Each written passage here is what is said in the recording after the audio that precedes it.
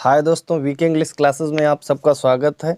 आज मैं आप सबके लिए यूनिवर्सिट्स पर कुछ एमसीक्यूज़ लेकर आया हूं। जैसा कि मैंने आप लोगों के लिए मेटाफिजिकल पोइट्स के बारे में 10 एमसीक्यूज़ लेके आया था, उसी तरह से मैं आप लोगों के लिए यूनिवर्सिटी बिट्स पर भी 10 ही एमसीक्यूज़ लेकर आया हूं। लेकिन उन 10 एमसीक्यूज़ में आप जो है 50 अबव 50 से भी अधिक एमसीक्यूज़ कंप्लीट कर लेंगे यूनिवर्सिटी बिट्स के। ठीक है, और मैं इतना यकीन करता हूं कि कोई भी एग्ज़ाम आप ले लीजिए, बीए या एमए का या टीजीटी, पीजीटी या डब्ल्यूबी, सेट, नेट, ठीक है, किसी प्रकार का आप एग्ज़ाम लीजिए, यूनिवर्सिटी बिट्स है, मेटाफिजिकल पोइट्स है, प्री रेफलाइट पोइट्स है, इस प्रकार के जो टर्म्स जो हैं इन्वेंट की गई हैं, तो इन टर्म से कोई ना कोई क्वेश्चन ज़रूर आता है।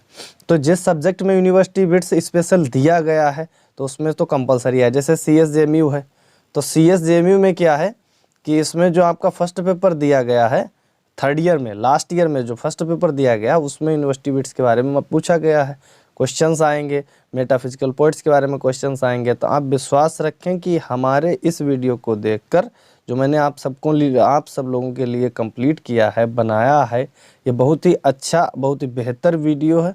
आप इससे अच्छी तरह से सीख सकते हैं। और जिन बच्चों ने मेटाफिजिकल पोइट्स के बारे में मेरा वीडियो नहीं देखा है तो मैं डिस्क्रिप्शन बॉक्स में लिंक दे दूंगा, आप वहां से देख सकते हैं, या आप हमारे चैनल पर विजिट करके भी देख सकते हैं, चैनल पे आप सर्च करके भी देख सकते हैं।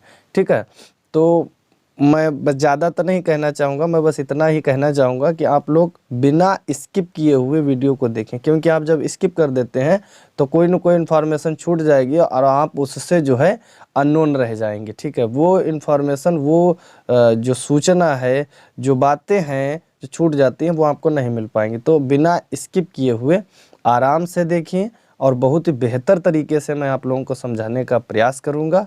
और मैं आप लोगों से बस यही कहना चाहता हूं कि यदि आप लोगों को मेरा वीडियो पसंद आए तो लाइक करें, यदि अच्छा लगा तो कमेंट करें, अच्छा नहीं लगा तो कमेंट करें, लाइक करें, डिसलाइक करें, कुछ करें कुछ ना कुछ ज़रूर। ठीक है, जिससे हमें पता चलता रहे कि मेरा वीडियो कैसा, मतलब मैं वीडियो कैसे प्रिपेयर कर रहा हूँ, कैसे तैयार कर रहा हूँ, आप लोगों को पसंद आ रहा है या नहीं आ रहा है, वो भी हमें पता चलना ज़रूरी है। आपके लाइक शेयर से कुछ नहीं है, बस इतना है कि हमारा हौसला बढ़ता रहता है और हम आगे की अपनी तैयारी आप लोगों के लिए बेहतर करते रहते हैं। ठीक है, तो आइए स्टार्ट करते हैं वीडियोज़ को। तो हमारा जो सबसे पहला क्वेश्चन होगा तो वो क्वेश्चन यही होगा कि how many writers belong to the university wits, कि यूनिवर्सिटी बिट्स में कितने राइटर्स हैं, ये हमें पहले पता होना चाहिए। जैसे मेटाफिजिकल पोइट्स में, तो मेटाफिजिकल पोइट्स में काफ़ी राइटर्स हैं, कोई 7 बताएगा, कोई 19 बताएगा, कोई 52 बताएगा, तो उसका कुछ क्लियर नहीं है कि उसमें कितने हैं, कई राइटर्स उसमें मान लिए जाते हैं। लेकिन आपका जो यूनिवर्सिटी बिट्स जो है, ये टर्म जो है, तो इस टर्म में कितने राइटर हैं जो कि इंग्लैंड से बिलोंग करती है। यूनिवर्सिटी बिट्स जो टर्म है ये कहाँ के लेखक, कहाँ के राइटर्स, ऑथर से बिलोंग करती है, इंग्लैंड के जो ऑथर हैं उन ऑथर से ये बिलोंग करती है। ठीक है, तो देखते हैं कितने इसमें हैं। तो यहाँ पर दिया गया है कि 7 राइटर्स। ठीक है, how many writers belong to the university, 7 writers, 7 writers हैं जो यूनिवर्सिटी बिट्स से बिलोंग करते हैं। अब इसमें कौन कौन से राइटर्स हैं और क्या है यूनिवर्सिटी बिट्स, ठीक है, किस एज में यूनिवर्सिटी बिट्स आया था, किस एज के ये थे, ये सब कुछ आपको इसी में पता चलेगा। तो देखते हैं, the term university wits refer to a group of young dramatist of the early Elizabethan period who were associated with the universities of Cambridge and Oxford. ठीक है, देखिए इस ग्रुप में उन राइटर्स को यूनिवर्सिटी से ही हमें पता चल रहा है, ठीक है, जो कि यूनिवर्सिटी से कुछ रिलेशन रखते हैं। और बिट्स का मतलब बुद्धिमान होता है, बिट मीन्स बुद्धिमान। तो यहाँ पर कौन से, मतलब किस यूनिवर्सिटी से बिलोंग करते हैं, तो कुछ कैम्ब्रिज यूनिवर्सिटी से बिलोंग करते हैं, कुछ ऑक्सफोर्ड यूनिवर्सिटी से बिलोंग करते हैं। जैसे आपके जॉन लिली हो गए, क्रिस्टोफर मार्लो हो गए, थॉमस किड हो गए, थॉमस नैश हो गए, थॉमस लॉज हो गए, रॉबर्ट ग्रीन हो गए, जॉर्ज पील हो गए। तो ये आपके 7 राइटर्स हैं। कितने राइटर्स, ये आपके 7 राइटर्स हुए, John Lyly, Christopher Marlowe, Thomas Kyd, Thomas Nashe, Thomas Lodge, Robert Greene, George Peele. तो ये आपके 7 राइटर्स हैं जो यूनिवर्सिटी बिट्स में गिने जाते हैं जो कि यूनिवर्सिटी बिट्स से अपना संबंध रखते हैं। ठीक है, तो आपको याद करने का तरीका क्या है, तो सबसे पहले तो आप थॉमस वाले याद कर लीजिए। ठीक है, जैसे आपका हो गया थॉमस किड हो गया, थॉमस नैश हो गया, थॉमस लाज हो गया, तीन ये हो गए आपके, जॉन लिली हो गया, रॉबर्ट ग्रीन, जॉर्ज पील और क्रिस्टोफर मार्लो। और क्रिस्टोफर मार्लो जो क्रिस्टोफर मार्लो हैं वो हेड हैं यूनिवर्सिटी बिट्स के।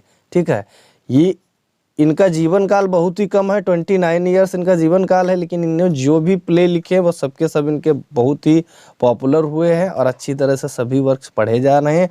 बाकी अदर जो राइटर्स हैं इनके भी वर्क्स पढ़े जा रहे हैं, लेकिन हर ये जितने भी राइटर्स यहाँ पे दिए गए हैं तो इन सबका एक एक वर्क बहुत ही महत्वपूर्ण है सबका। और कौन सा वर्क किसका महत्वपूर्ण है वो हम अगली स्लाइड में देखेंगे। ठीक है, तो नेक्स्ट क्वेश्चन हमारा है, who coined the term university wits. अब यूनिवर्सिटी बिट्स नाम की जो टर्म है इसको किसने क्वाइन किया है, T S. Eliot, George Saintsbury, John Dryden, Christopher Marlowe. ठीक है, तो इन चार में से किसने इस टर्म को क्वाइन किया है, तो इस टर्म को क्वाइन किया है जॉर्ज सैंड्सबरी ने। ठीक है, इनका जो बर्थ ईयर है वो 1845 है और डेथ ईयर है 1933। ठीक है, यानी कि यूनिवर्सिटी बिट्स जो थे वो 90th सेंचुरी में इनका जो है 90th सेंचुरी में ये टर्म क्वाइन की जॉर्ज सैंड्सबरी ने। ठीक है, the term university bits was not used in their life time, मतलब उनकी लाइफ टाइम उनके जीवन काल में इस टर्म का यूज़ नहीं किया गया था जब वो जीवित थे। जितने भी हमारे 7 राइटर्स ऑथर्स इसमें गिने जाते हैं जो एलिजाबेथान पीरियड के हैं, कुछ एलिजाबेथान के हैं, कुछ जैकोबियन के हैं, तो जब ये जीवित थे तब इस टर्म का कोई इन्हें ज्ञान नहीं था, इन्हें नहीं पता था कि हम यूनिवर्सिटी बिट्स हैं। ठीक है, बट इसको क्वाइन किसने किया, जॉर्ज सैंड्सबरी ने क्वाइन किया। 90th century journalist and author, जो कि 19वीं शताब्दी के एक जर्नलिस्ट थे और एक ऑथर थे जॉर्ज सैंड्सबरी, जिन्होंने इस टर्म को क्वाइन किया है। ठीक है, इनकी आप बर्थ डेट और डेथ ईयर, बर्थ ईयर और डेथ ईयर याद रखेंगे। 1845 इनका बर्थ ईयर है, 1933 इनका डेथ ईयर है। तो ये कुल मिलाकर हो गए, तो यूनिवर्सिटी बिट को जॉर्ज सैंड्सबरी ने क्वाइन किया है। नेक्स्ट क्वेश्चन देखते हैं, तो हमारा नेक्स्ट क्वेश्चन है क्रिस्टोफर मार्लोज प्लेज आर। अब इन प्लेज में कौन से वर्क्स क्रिस्टोफर मार्लो के हैं, the Jew of Malta, Tamburlaine, doctor Faustus, Spanish tragedy, Cornelia, unfortunate traveller, the anatomy of objectivity, the battle of Alexander, the old wife's tale. तो इनमें से कौन से वर्क्स हैं जो क्रिस्टोफर मार्लो से बिलोंग करते हैं, तो हम अब अगली स्लाइड में इनके सभी वर्क्स देखेंगे। ठीक है, देखिए इसमें दिया गया है द ज्यू ऑफ माल्टा जो कि 1589 से 19 में आया, टम्बरलाइन ये 2 पार्ट में आया, टम्बरलाइन फर्स्ट पार्ट आया 1587 में और सेकेंड पार्ट आया 1587 या 88 में आया। ठीक है, एक इनका डॉक्टर फास्टस है जो कि 1588 से 1902 तक गिना जाता है, 92 तक गिना जाता है। अब ये यहाँ पर आप मान के चलो 4 ईयर का इसमें गैप दिया गया है, तो 4 ईयर में ये कभी भी आया होगा। ठीक है, तो ये आपके वर्क हो गए क्रिस्टोफर मार्लो के। क्रिस्टोफर मार्लो का हर एक वर्क बहुत ही इम्पॉर्टेंट है। ठीक है, कोई ज़रूरी नहीं कि यही 3 वर्क इम्पॉर्टेंट है, इनके सभी वर्क बहुत ही इम्पॉर्टेंट हैं। अदर जो वर्क्स दिए गए हैं वो किसका वर्क कौन सा है वो आप देख सकते हैं, द स्पेनिश ट्रेजेडी, ठीक है, और कॉर्नेलिया, ये थॉमस किड के वर्क हैं। स्पेनिश ट्रेजेडी आया है 1587 में और कॉर्नेलिया आया है 1594 में। फिर आपका the unfortunate traveller 1594, the anatomy of absurdity 1589, ये थॉमस नैश के वर्क हैं। The battle of Alexander 1594, the old wife's tale 1595, ये जॉर्ज पील के वर्क हैं। Sappho and Phao 1584, Endymion 1591, love's metamorphosis 1601 by John Lyly, Friar Bacon and Friar Bungay 1590, the history of Orlando 1590 by Robert Greene, ये Robert Greene के work हैं। A looking glass for London and England 1594 with Greene, the wounds of civil war 1594 by Thomas Lodge. देखिए a looking glass for London and England ये 1594 में आया, ये Thomas Lodge का भी वर्क है और ग्रीन, इन दोनों लोगों का ये वर्क है। ठीक है, जो ये वर्क है ये थॉमस लॉज और ग्रीन दोनों ने को एडिट किया था इसको। ठीक है, मतलब एक साथ मिलकर लिखा था। और जो the wounds of civil war ये आपका जो वर्क है, तो इस वर्क को थॉमस लॉज ने स्वयं ही खुद ही अकेले लिखा था। लेकिन ये जो अ looking glass for London and England, इस वर्क को ज़्यादा पूछा जाता है, क्योंकि इसमें बच्चे कंफ्यूज हो जाते हैं कि रॉबर्ट ग्रीन का लिखें या थॉमस लॉज का लिखें। तो ये ध्यान रखेंगे, लॉज और ग्रीन दोनों ने ही इसको लिखा था। तो आप इसका अच्छी तरह से स्क्रीनशॉट ले लें, और इतना आप अगर इसको याद कर लेते हैं तो इसमें से मुझे विश्वास है कि आप लोगों को पूरा एक क्वेश्चन आप लोगों को यहाँ से ज़रूर मिलेगा। ठीक है, क्योंकि ये जितने भी वर्क्स दिए गए हैं सभी इंपॉर्टेंट वर्क ही इनके दिए गए हैं। ठीक है, ऐसा कोई वर्क नहीं दिया गया है जो कि इम्पॉर्टेंट ना हो। ये वही वर्क हैं जिनको आपने भी सुना होगा। ठीक है, ये इंपॉर्टेंट वर्क्स दिए गए हैं, अब यही पूछे भी जाते हैं। नेक्स्ट क्वेश्चन हम देखते हैं। तो नेक्स्ट क्वेश्चन है, who called Shakespeare N upstart crow. देखिए, इन्हीं जो शेक्सपियर हैं वो इनके कंटेम्परेरी रहे हैं यूनिवर्सिटी बिट्स के। तो इन्हीं यूनिवर्सिटी बिट्स में से एक ऐसे यूनिवर्सिटी बिट्स थे जिन्होंने शेक्सपियर को एन अपस्टार्ट क्रो कहा था। मतलब शेक्सपियर को एक अपस्टार्ट क्रो, मतलब अभी अभी शुरू करने वाला कौवा। तो George Peele, Thomas Lodge, Robert green, John lily, तो इन चार लोगों में से किसने कहा है? तो यहाँ पर दिया गया है कि रॉबर्ट ग्रीन। ठीक है, रॉबर्ट ग्रीन ने शेक्सपियर को एन अपस्टार्ट क्रो कहा है। कहाँ कहा है? The pamphlet was called the groats worth of wit. ये क्वेश्चन इंपॉर्टेंट है, ये भी पूछा जाता है कि रॉबर्ट ग्रीन ने अपनी किस वर्क में या किस पैम्पलेट में शेक्सपियर को एन अपस्टार्ट क्रो कहा है। तो आप ये ध्यान रखेंगे, groats worth of wit, in which Robert Greene attacks the actor William Shakespeare as an upstart crow. देखिए, विलियम शेक्सपियर पोएट भी थे। पोएट कैसे थे? सोनेटर टाइप के पोएट थे, और पोएम भी इन्होंने दो पोएम लिखी हैं। ठीक है, उसके बाद में ये प्लेराइट भी थे, सबसे ग्रेट प्लेराइट, एलिजाबेथान एरा के सबसे अच्छे प्लेराइट यही कहे जाते हैं। ठीक है, और उसके बाद में आपका ये एक्टर भी थे। ठीक है, ये अपना जीवन यापन करने के लिए एक्टिंग भी किया करते थे। इन्होंने जो प्ले लिखे और उनको इन्होंने एक्ट किया, और वही प्ले अब हम इनके पढ़ रहे हैं। इन्हें खुद नहीं पता था कि हमारे प्ले, ये जो प्ले हम लिख रहे हैं ये आगे चल के इतने पढ़े जाएंगे, ये बात इन्हें नहीं पता थी। ठीक है, तो ये अब इनको हम पढ़ रहे हैं, तो ये सिर्फ पैसा कमाने के लिए ये सब काम किया करते थे। ठीक है, तो रॉबर्ट ग्रीन, अब यहाँ पे हमने क्या दिया है? यहाँ पे हमने दिया है कि जो हमारे यूनिवर्सिटी बिट्स हैं उनका बर्थ ईयर और उनका डेथ ईयर दोनों दे रखे हैं। तो आप यहाँ से भी इसे याद कर सकते हैं। जॉर्ज पील का जो बर्थ ईयर है वो 1556 से 1596 है। थॉमस लॉज का 1558 से 1625 है। रॉबर्ट ग्रीन का 1558 से 1592 है। जॉन लिली का जो बर्थ ईयर है उसमें अभी बहुत ही अपवाद है, एक्सपेक्शन उसमें बहुत है। 1533 भी कहा जाता है और 1554 भी कहा जाता है, लेकिन इनका डेथ ईयर कंपलसरी क्लियर है, बिल्कुल 1606 है। ठीक है, तो यहाँ से आप यूनिवर्सिटी बिट्स के जो बर्थ ईयर हैं और डेथ ईयर हैं वो भी आप याद कर सकते हैं। तो एन अपस्टार्ट क्रो में आप ध्यान रखेंगे किस बात को? एन अपस्टार्ट क्रो में आप ध्यान रखेंगे रॉबर्ट ग्रीन को विधिवत तरीके से ग्रोट्स वर्थ ऑफ बिट, इस वर्क को ध्यान रखेंगे जो कि एक पैम्पलेट था। ठीक है, नेक्स्ट क्वेश्चन हम देखते हैं। तो नेक्स्ट क्वेश्चन है, who wrote the work Midas. Midas नाम का वर्क किसने लिखा था? क्रिस्टोफर मार्लो ने, थॉमस किड ने, थॉमस नैश ने, जॉन लिली ने। तो मिडास नामक वर्क किसने लिखा है? तो मिडास नामक वर्क लिखा है जॉन लिली ने। ठीक है, जिनका बर्थ ईयर अभी हम पीछे देख चुके हैं, 1533 से 3 या 1544 से 1606 है। और इधर इन्होंने ये वर्क लिखा है, मिडास नाम का एक वर्क जो है वो इन्होंने ही लिखा है। क्रिस्टोफर मार्लो का जो बर्थ ईयर है डेथ ईयर है वो हम देख लेते हैं, 1564 से 1593। ये क्रिस्टोफर मार्लो ये ओनली 29 ईयर जो है, इनके जो लाइफ टाइम है वो सिर्फ 29 ईयर है, 29 वर्ष ही ये जीवित रहे थे। थॉमस किड 1558 से 1594, थॉमस नाइट 1567 से 1601 तक। Midas is an Elizabethan era.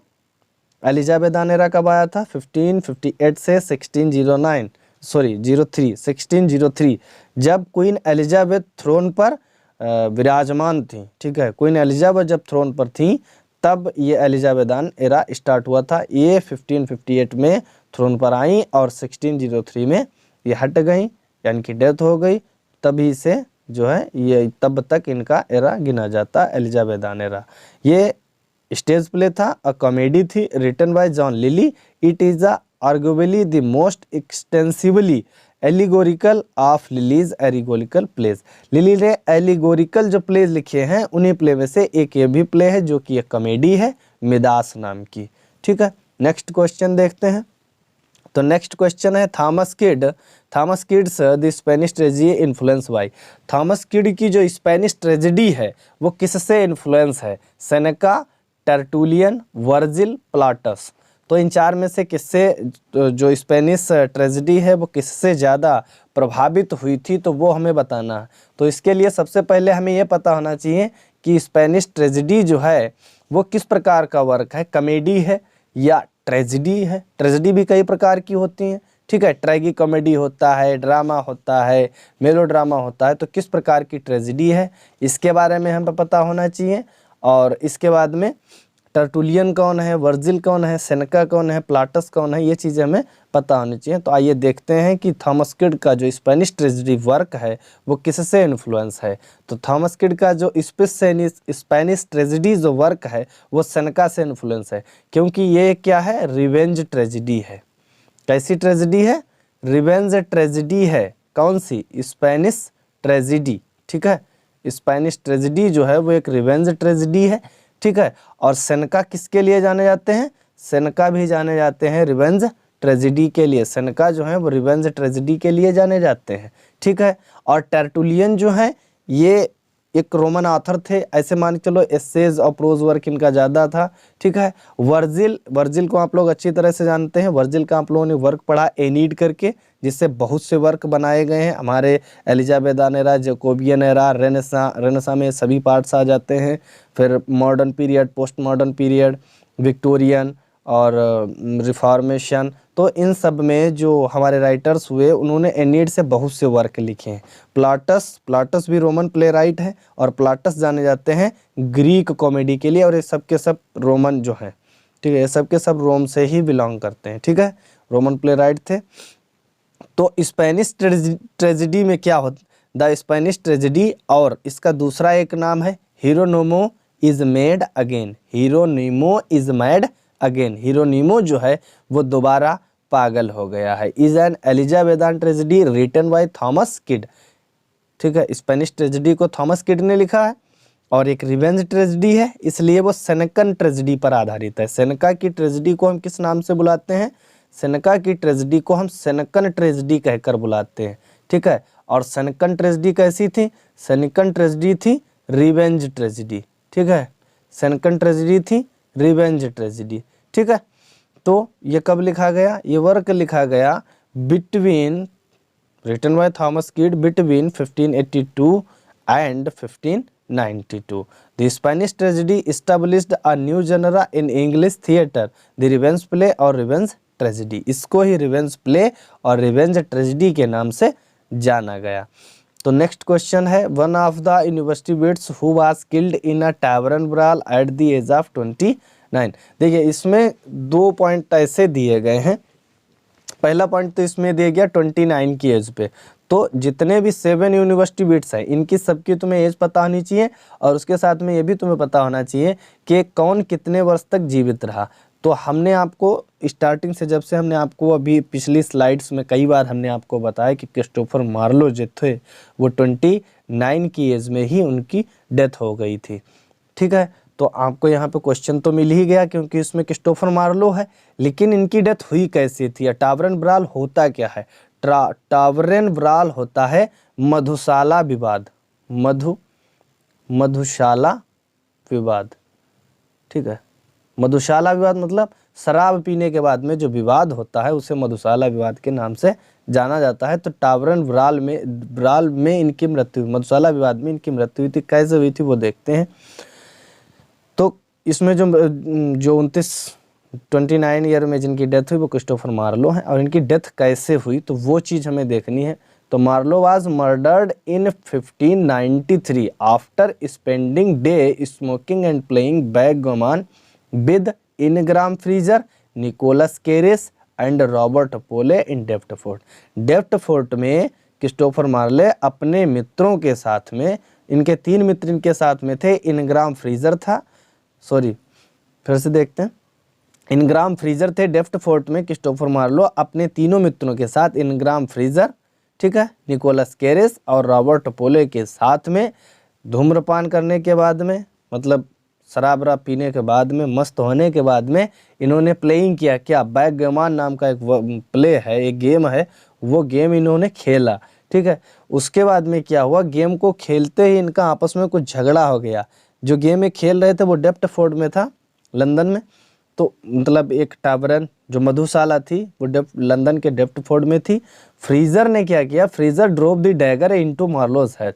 Freezer ने जो है वो डैगर उठा के मार्लो के सिर के अबव द राइट आई, मतलब दाहिनी आंख के ऊपर, सिर के ऊपर मार दिया। और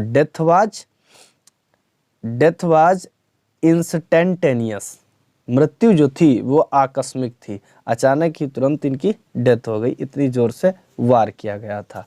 तो 29 की एज में इनकी मृत्यु हो गई थी।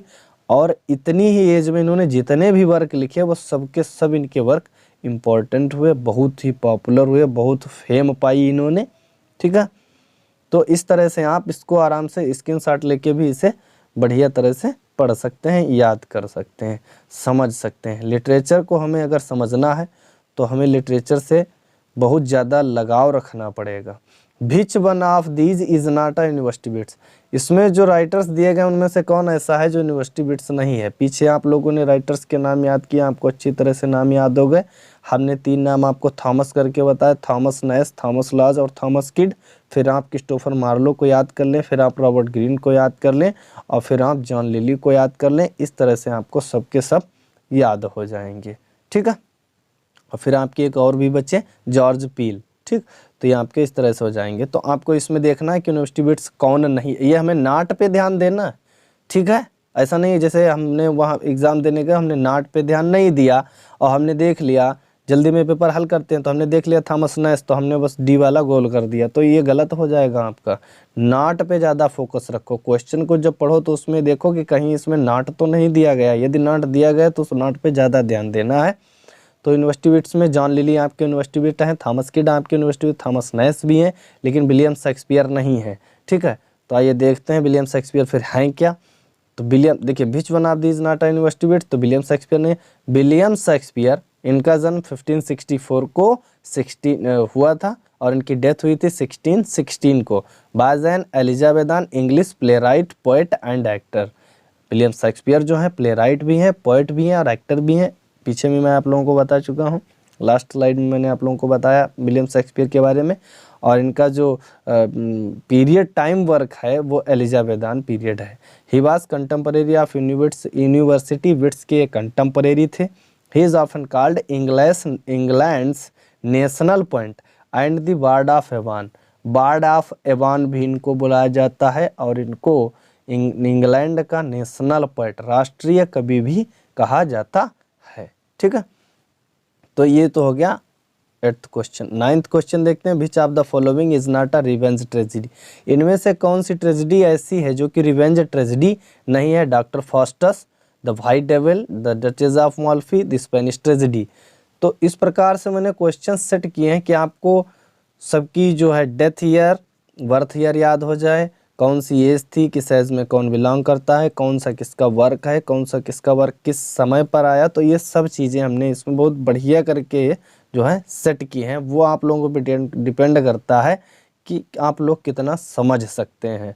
देखिए एक बार में हमें कुछ भी समझ में नहीं आता, हमें समझने के लिए कई बार देखना पड़ता है। जब भी हम कुछ नया पढ़ते हैं तो उसमें हमें समय लगता है। कोई भी नया काम अगर हम करते हैं तो उसमें हमें टाइम देना पड़ता है, तभी हम सीख पाते हैं।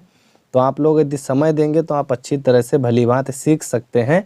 तो इसमें जो रिवेंज ट्रेजिडी नहीं है वो डॉक्टर फास्टस है, जो कि रिवेंज ट्रेजिडी नहीं है। द वाइट डेविल 1612 में आई, ये जॉन बेवस्टर की है, और जॉन बेवस्टर की जो बर्थ ईयर है वो 1580 है और इनका जो डेथ ईयर है वो 1632 है। द डचेस ऑफ माल्फी, ये भी जॉन बेवस्टर का वर्क है और ये भी रिवेंज ट्रेजिडी है, ये जो कि आई 1613 में। स्पेनिश ट्रेजिडी से आप बखूबी परिचय हो गए। स्पेनिश ट्रेजेडी से आप लोग बहुत बढ़िया तरह से फेमिलियर हो चुके हैं, क्योंकि क्वेश्चन नंबर हम 9 आप लोगों को पढ़ा रहे हैं और अभी तक मैंने आप लोगों को सब कुछ बता दिया है जो इसमें आप लोगों को पता ना हो। अभी तक जिसे स्पेनिश ट्रेजेडी ना पता चली तो फिर समझ लो काम हो गया, ठीक है। इसका मतलब ये है कि आप लोग ध्यान से पढ़ नहीं रहे हैं, ध्यान से जो है समझ नहीं रहे हैं, ठीक है। स्पेनिश ट्रेजेडी जो वर्क है ये थॉमस किड का है, ठीक। तो ये जो the white devil, duchess of Malfi, Spanish tragedy पे भी बहुत ही लंबा डिस्कस हुआ हमारा, ठीक है। तो स्पेनिश ट्रेजेडी रिवेंज ट्रेजेडी है, डचेस ऑफ माल्फी ये भी रिवेंज ट्रेजेडी है, वाइट डेविल ये भी रिवेंज ट्रेजेडी है। द वाइट डेविल और डचेस ऑफ माल्फी ये दोनों वर्क जॉन बेवस्टर के हैं और जॉन बेवस्टर को पहचान इन्हीं दोनों वर्क से मिली थी। ये बहुत ही इंपॉर्टेंट वर्क्स हैं और बहुत ही पॉपुलर वर्क्स हैं। जो डॉक्टर फॉस्टस है ये रिवेंज ट्रेजेडी नहीं, ये ट्रेजेडी है लेकिन रिवेंज ट्रेजेडी नहीं है। डॉक्टर फॉस्टस में डॉक्टर फॉस्टस नाम का ही एक कैरेक्टर होता है, तो वो क्या करता है, वो अपनी सोल को ही बेच देता है। किस लिए? ब्लैक मैजिक सीखने के लिए, काला जादू सीखने के लिए डॉक्टर फॉस्टस जो हैं वो अपने सर्वेंट को बोलते हैं कि कुछ मैजिशियन को लेकर आओ जो कि काला जादू जानते हैं, उनको बुलाओ और मुझे काला जादू सीखना है। तो ये काला जादू सीखते हैं और सीखते सीखते एक दिन एक शैतान को बुलाते हैं। शैतान तो नहीं आता है लेकिन शैतान का दूत आ जाता है जिसका नाम मीफिस्टोफिलिस होता है। ये उसको बुला लेते हैं और फिर उससे कहते हैं कि अपने जो आपके जो बड़े जो हैं पद पर जो मेन हेड जो शैतान है, जो हेड डेविल है, तो उससे जाकर कहो कि मैं अपनी सोल को बेचना चाहता हूँ और मुझे हर प्रकार का जादू आना चाहिए। तो ये अपनी सोल को बेच देते हैं। ये वर्क आप लोग पढ़ना है, इसमें बहुत ही अच्छा वर्क लिखा है क्रिस्टोफर मार्लो ने।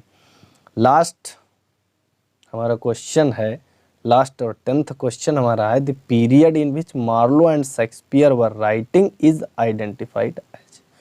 शेक्सपियर और क्रिस्टोफर मार्लो ने कौन से एज में, कौन से पीरियड में, कौन से एरा में काम किया है, अपनी राइटिंग्स लिखी हैं, तो वो हमें बताना है। Renaissance, Elizabethan, both A and B या none of these.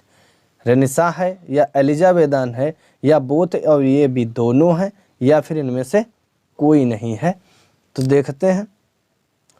The period in which Marlowe and Shakespeare were writing is identified as both A and B, means Renaissance और एलिजाबेथान दोनों में काम किया है। देखिए दोनों में काम करने की बात होगी, किंग तो आते जाते रहते हैं, अभी एक किंग है फिर बाद में कोई और किंग हो जाएगा, ठीक है।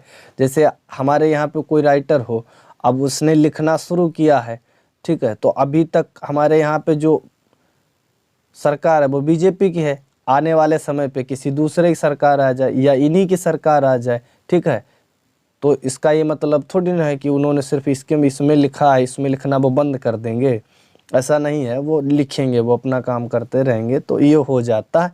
लेकिन यहाँ पर जो रेनेसां और एलिजाबेथान दिया है तो इसे समझने की हमें ज़रूरत है, क्योंकि रेनेसां के अंदर ही एलिजाबेथान आता है, क्योंकि रेनेसां को 5 पार्टों में डिवाइड किया गया। रेनेसां हमारा स्टार्ट होता है 1485 से 1660 तक हमारा रेनेसां चलता है। Is divided into 5 parts. अगर इसे मेनली देखें तो ये सिर्फ 4 पार्ट में ही है, ठीक है, 5 में नहीं है। 4 पार्ट कौन कौन से होंगे? अर्ली टूडर पीरियड, एलिजाबेथान, जैकोबियन और प्यूरिटन। और 5 पार्ट कौन से होंगे? जैकोबियन होगा, फिर कैरोलिन आएगा, फिर कॉमनवेल्थ आएगा। प्यूरिटन के 2 टुकड़े हैं, ठीक है, प्यूरिटन के 2 टुकड़े हैं भी और नहीं भी हैं, इनको भी अलग अलग, इनका अलग अलग महत्व है अपना। कैरोलिन का अलग महत्व है, कॉमनवेल्थ का अलग महत्व है, लेकिन इन दोनों को मिलाकर एक केस बनाई गई जिसका नाम रखा गया प्यूरिटन एज, ठीक है। तो हम देखते हैं कौन सा एज कब तक था। तो इसको 1485 से 1660 तक रेनेसां चला हमारा। रेनेसां के 5 पार्ट हुए। अर्ली टूडर पीरियड आया पहले, जो कि 1485 से 1558 तक चला। एलिजाबेथान पीरियड 1558 से 1603 तक चला। एलिजाबेथान पीरियड में खुद एलिजाबेथ क्वीन थी। जैकोबियन पीरियड आया 1603 से 1625 तक। जैकोबियन पीरियड कब आया? एलिजाबेथान ने जेम्स फर्स्ट को यहाँ पर बुलाया था किंग बनने के लिए, ठीक है। तो वो पीरियड 1603 से 1625 वो जैकोबियन पीरियड कहा गया। और कैरोलिन एज जो था ये 1625 से 1649 तक था, ठीक है, 1625 से 1649 तक था। अच्छा, कॉमनवेल्थ पीरियड क्या है? कॉमनवेल्थ में कोई भी किंग नहीं था, ठीक है। इंग्लैंड में जो सरकार थी वो कॉमनवेल्थ की थी, ठीक है, इसमें कोई किंग नहीं था। तो इसमें क्या हुआ कि 1660 तक तो लोगों को लगा कि चल जाएगा, लेकिन बढ़िया से शासन नहीं हो पाया। तो इन्होंने फिर से दूसरा किंग बाहर से बुलवाया था। वो जब आप हिस्ट्री ऑफ इंग्लिश लिटरेचर पढ़ेंगे तो आप लोगों को बहुत ही विधिवत तरीके से समझ में आएगा। तो ये कॉमनवेल्थ पीरियड, इसको प्यूरिटन इंटरगनम भी कहते हैं, ठीक है। ये आपका 1649 से 1660 तक चला। अगर हम बात करते हैं प्यूरिटन एज की, तो हमारा प्यूरिटन एज जो है वो है 1625 से 1660 तक, मतलब कैरोलिन एज और कॉमनवेल्थ पीरियड प्यूरिटन में ही आ जाते हैं। प्यूरिटन एज में जॉन मिल्टन को गिना जाता है, जॉन मिल्टन, प्यूरिटन एज को द एज ऑफ मिल्टन भी कहा जाता है, ठीक है। तो ये आपके जो 10 क्वेश्चन थे वो आपके सबके सब कंप्लीट हो चुके हैं। हर क्वेश्चन में मैंने आप लोगों को बहुत ही विधिवत तरीके से समझाने का प्रयास किया है। सबसे पहले मैंने आप लोगों को बताया कि कितने पॉइंट्स थे, तो 7 पॉइंट्स थे। कौन कौन है? John Lyly, Christopher Marlowe, Thomas Kyd, Thomas Nashe, Thomas Lodge, Robert Greene, George Peele. University wits को कॉइन किसने किया था इस टर्म को? तो जॉर्ज सेंट्सबरी ने कॉइन किया था। कौन सा वर्क किसका है? आप स्क्रीनशॉट ले लीजिए, अब विधिवत आप समझ जाएंगे, ठीक है। अप स्टार्ट करो शेक्सपियर को किसने बुलाया था? रॉबर्ट ग्रीन में। किसने बुलाया था? किसमें? ग्रोड्स वर्थ ऑफ बिट नाम का इनका पैम्पलेट था, उसमें बुलाया था। मिडास वर्क जॉन लिली का है, जो कि एलिजाबेथ एरा में लिखा गया है। स्पेनिश ट्रेजेडी सेनेकन ट्रेजेडी पर आधारित है, सेनेका की ट्रेजेडी से इन्फ्लुएंस हुई है। और 29 की एज में क्रिस्टोफर मार्लो, विधिवत याद कर लेंगे, टावर एंड ब्राल हुआ था, ठीक है। और यूनिवर्सिटी बिट कौन है? विलियम शेक्सपियर यूनिवर्सिटी बिट्स नहीं है, लेकिन ये थे बहुत ही इम्पॉर्टेंट एलिजाबेथ एरा में। जितने ये इम्पॉर्टेंट खुद नहीं थे यूनिवर्सिटी बिट्स, उससे ज़्यादा विलियम शेक्सपियर इम्पॉर्टेंट थे यूनिवर्सिटी बिट्स के नाम से, ठीक है। डॉक्टर फास्टस रिवेंज कॉमेडी नहीं है, ये एक ट्रेजेडी है, ठीक है। तो बहुत बढ़िया तरह से मैंने आप लोगों को, और ये हिस्ट्री का पार्ट भी हमने, रेनेसां का पार्ट जितना था हिस्ट्री में वो मैंने आप लोगों को पढ़ा दिया, ठीक है। रेनेसां का जितना भी पार्ट था हिस्ट्री में वो मैंने आप लोगों को पढ़ा दिया, वो आप लोग अच्छी तरह से समझ गए। बाकी आपका बचा रेनेसां के बाद में आपका आता है रेस्टोरेशन, ठीक है। रेस्टोरेशन के बाद में मॉडर्न, फिर पोस्ट मॉडर्न और विक्टोरियन, इसी तरह से आपका चलता रहता है। तो आप जब हिस्ट्री ऑफ इंग्लिश लिटरेचर पढ़ेंगे तो बहुत बढ़िया करके आपको समझ में आ जाएगा। Thanks for watching. वीडियो अगर आप लोगों को पसंद आए तो लाइक करें, शेयर करें और सब्सक्राइब करें। कमेंट करना बिल्कुल ना भूलें, कमेंट अवश्य करें, बताएं कमेंट करके कि आपको वीडियो कैसा लगा, ठीक है। धन्यवाद।